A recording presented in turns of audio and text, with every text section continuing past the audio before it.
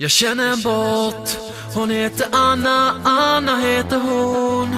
Och hon kan banna det så hårt. Hon röjer upp i våran kanal. Jag vill berätta för dig att jag känner en bot.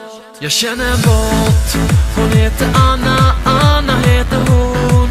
Och hon kan banna det så hårt. Hon röjer upp i våran kanal. Jag vill berätta för dig att jag känner en bot som alltid vaktar alla som är här och som ser till att vi blir utan besvär. Det finns ingen takeover som lyckas. Kom ihåg att det är jag som känner en bot. En bot som ingen annan slår. Och hon kan kicka utan att hon får. Hon gör sig av med alla som spammar. Ja, ingen kan slå våran bot.